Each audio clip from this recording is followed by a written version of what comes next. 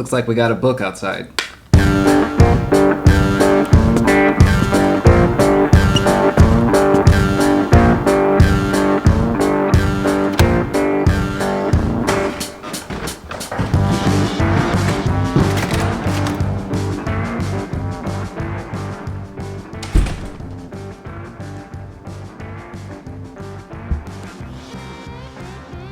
Mike here with another Ethno-Vlog. Those of y'all who know me in real life know I read a lot. Like, a lot. That's no secret. What is a secret though is I read fucking slow. I'm serious, it's a problem. And I also can't skim because I just don't remember shit. What if you're like me and you have trouble concentrating for more than 15 minutes at a time? Like, what if you're reading in a language that isn't even your first language? Today, I'm gonna show you my method, the Mike method of reading. Like, at one point, I was reading 3 or 4 books a week while also living my life. But it all starts with digitizing whatever I'm reading. So let's go back up and scan this shit.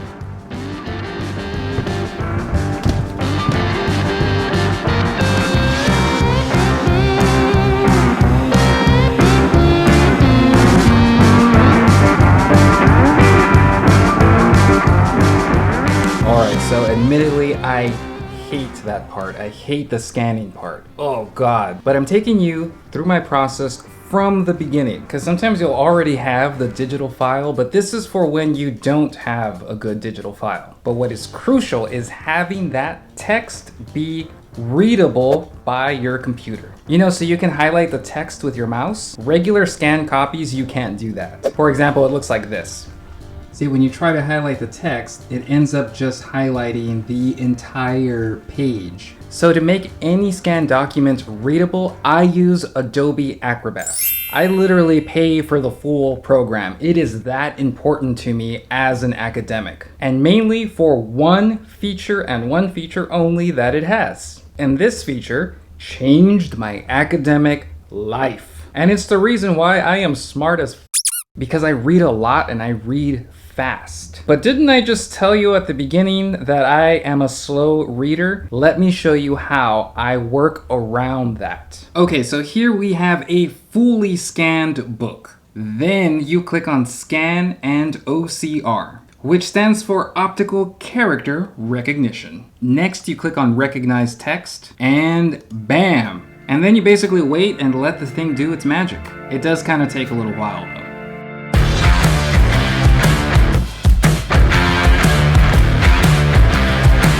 2,000 years later. Okay, so I know what you're thinking. Wow, that's a lot of work. It's gonna be worth it, guys. Trust me. Okay, so now we have a document that we can highlight text. But okay, what's the big deal? Here is my secret. It is called text-to-speech. Basically, the computer reads the text to you. All computers have this, or most computers have this, and if not, you can buy a program that does it. So I bet there are 2 reactions going on right now. Mike, isn't it gonna sound like a stupid ass robot reading to you? And number 2, Mike, isn't that cheating? So let's answer the first question about the robot. Normally, yes, it does sound like a stupid ass robot. Here, check it out. Or by this violent act against a young Mexican American. But that's only if you leave it at the default settings. Apple products include a whole bunch of different voices that sound real, but you kind of gotta go in pretty deep to actually change the voice settings. So let me show you how to do that right now. All right, so let's find this on our Mac computers. If you got a Windows computer, just probably YouTube it. Anyway, we're gonna go up here to the corner. We're gonna go to System Preferences. We're gonna go into Accessibility. We're gonna go to Speech. And here it is. Right here we got something called System Voice. If you drop that down, we have a whole bunch of different voices. What you were listening to right now is a robot named Alex. This is the way he sounds. Most people recognize me by my voice. But you can also choose Samantha, my favorite. My name is Samantha. I am an American English voice. So that is at normal speed. I generally pick up the pace just a bit to about right here. Hello, my name is Samantha. I am an American English voice. Now, I usually have the settings really fast because I have trained myself to become a speed listener. But for real, let me give you a super bonus tip. Oh boy, this is a good one too. You know when you're writing a paper and you've been writing for like hours and hours and hours and you start making really tiny mistakes that you can't even see anymore because you've reread your writing a billion times by that point? Use this text-to-speech feature on your own writing. You will be able to hear all the mistakes that you can no longer see because you've been working on that same paper for hours and hours. Or it'll help you catch missing words like the word the.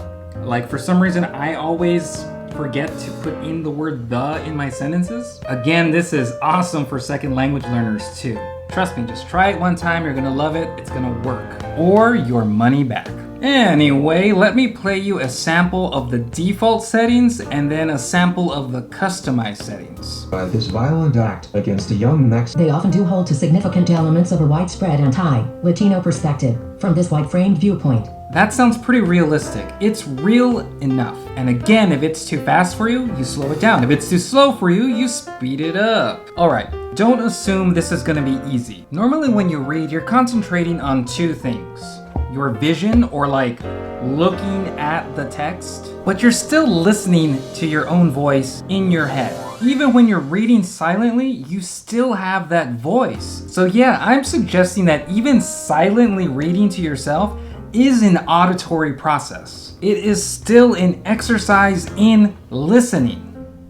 So with my method, you still follow the text with your eyes, but you focus your energy on listening. You intensify the listening process. If you're reading something stupid hard, you gotta slow it down a little bit. Or let's say you're a grad student and you are drowning. So this week you're not necessarily reading for depth, you're reading for quantity, or what we usually call skimming text. And let's say you got 2 books to read over this weekend. Then maybe you can adjust the speed of the reader to like speed demon mode.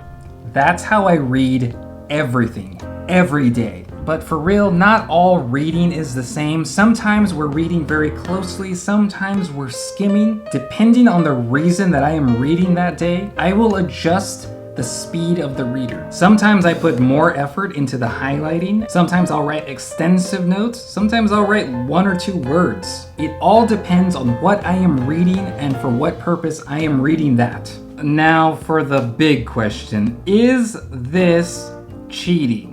All right, let's talk about it. But let's go somewhere else.